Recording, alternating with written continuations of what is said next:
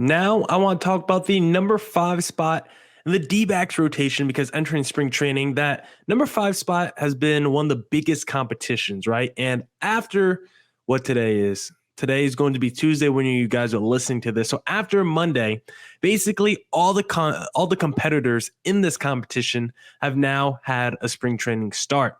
We've had the Dre Jamesons, the Ryan Nelsons, the Tommy Henry, and even, yes, Brandon Pfaadt, who entering spring training might have been the lowest in the power ranking of who's going to get that number 5 spot in the rotation. But after the Monday performance, we might have to reevaluate things because let's talk about the competition for that number 5 spot, right? We know Zach Allen's going to be the day one starter. Merrill Kelly definitely deserves to be the number 2. Mad Bum, unfortunately, probably is going to be. He's already locked into the rotation, might be number 3 just because he's Mad Bum, pedigree, big payday. Hate him, but he's going to be there. Then Zach Davies, number 4. So that number 5 spot in the rotation has been up for grabs this spring training. And through one spring training start so far, let's update our power rankings and maybe we can make this a little weekly game here until opening day starts, until we get the announcement on who the number 5 starter is. Maybe we could do a little weekly scoreboard update thing because as it currently stands, I would say number 4 in the power ranking for who's going to be the number 5 starter for the D-backs. Right now, I would say number 4 is Tommy Henry, who struggled in his Sunday start against the San Diego Padres. He went 1.1 innings pitched, 4 earned runs, 2 strikeouts, and 2 walks allowed. And he just wasn't that clean, wasn't that crisp. And he's already someone that has a really low velocity. He's someone that has to kind of pitch perfectly for it to work out for him. And as you guys know, I'm not a big Tommy Henry guy. I'm not a big I'm not really into pitchers who already have a pretty low velocity when it comes to their fastball, especially when you're in your early 20s. And that is what happened to Tommy Henry. I mean, he faced 10 batters and he recorded only 4 outs. So he just wasn't that impactful, I think, in his first start. And he definitely needs to improve and get a little better. And I think he was talking about it after his start about how he might need to do a little bit of a mentality switch and maybe kind of reset himself now with the pitch clock when it's a 1-0 count, maybe step off the mound, just take a second to readjust and make sure the count gets to 1-1 and not let it go to 2-0. So definitely wants to be a little bit more aggressive, but also just kind of stay a little bit more composed. But as it currently stands, my feelings on Tommy Henry are similar to Tyler Gilbert. I just don't like low 90 fastball throwers. Tyler Gilbert's more of an 89 mile an hour fastball thrower.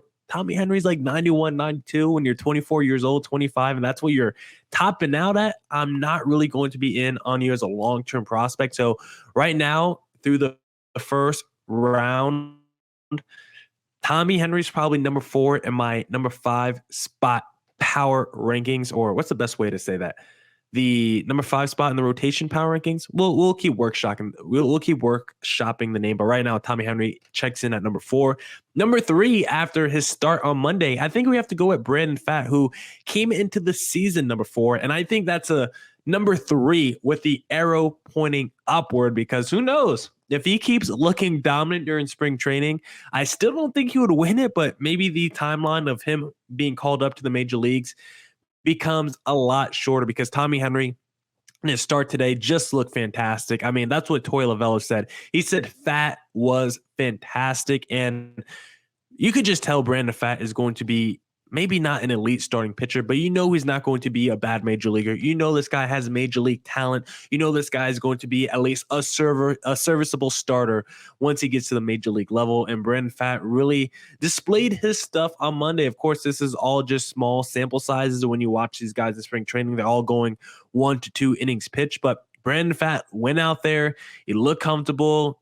Pitched 2 scoreless innings. I think he racked up a couple of strikeouts as well. Like, it was just the kind of start you would want to see from Brandon Pfaadt, especially seeing how bad the D-backs pitching has been so far, because I think entering Monday's game, D-backs pitchers have allowed 46 hits, 36 earned runs, and had a 12.46 ERA entering Monday's game. So to see Brandon Pfaadt get the D-backs their first W of the season was very nice. Recorded 6 outs, only needed 23 pitches to do it. So just a fantastic job by Brandon Pfaadt. So currently he's going to be locked into number 3 in my power rankings for the rotation starter.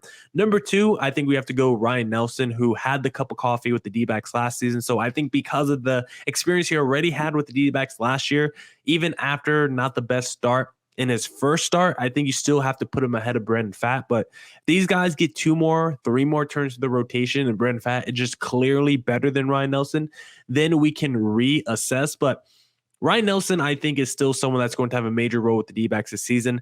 If he doesn't win the number 5 spot in the rotation, he might not start the season with the D-backs, but I still think he'll be probably the first guy called up if there's ever injury to the rotation or just really poor performance. And he's still someone that I would want to see get an opportunity potentially in the bullpen because he's a high velocity thrower. But I think that was the biggest issue that we saw with Ryan Nelson's first start, because he was hitting 93 to 95 in the first inning. But by the second inning, the radar gun was reading 91 multiple times, which is stuff that you don't like to see. He was struggling with his breaking stuff. But again, this is spring training.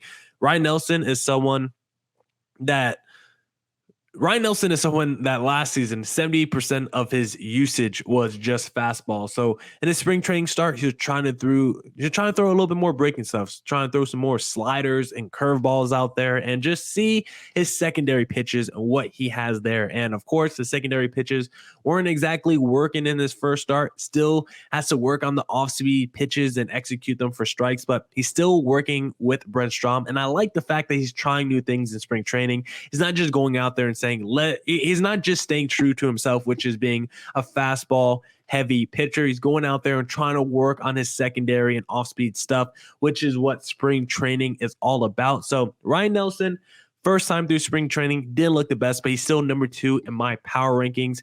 But he might have Brandon Pfaadt nipping on his heels. And then number 1 in the power rankings, of course, is Dre Jameson, who was really solid in his first start, 2 scoreless innings as well. And Dre Jameson, I just think overall just has the best arsenal and is probably the most major league ready to be in the rotation right now. Ryan Nelson, I just think I think long-term Ryan Nelson could be a starter, but I just love the idea of Ryan Nelson throwing as hard as he can as being a setup man or a 7th inning high leverage reliever. I think that might be the future for Ryan Nelson, and you got your Dre Jamesons and Brandon Pfaadt in your rotation, but we'll see how it all shakes up. But as it currently stands, Dre Jameson, after his first start against the Colorado Rockies, 2 scoreless innings, he did against the Athletics. Whether it's spring training or not, the A's are rolling out a minor league product, and Dre Jameson, 2 scoreless innings, 1 hit allowed, 1 walk, and a strikeout. Just looks solid as well. Liked the way Jameson looked. His arrow's up. Like the way Pfaadt has looked. His arrow is up. I would say I'm lukewarm on Ryan Nelson. I'm not ready to say his arrow's down, but for Tommy Henry, his arrow is down because it was already pointing down for me even before spring training started.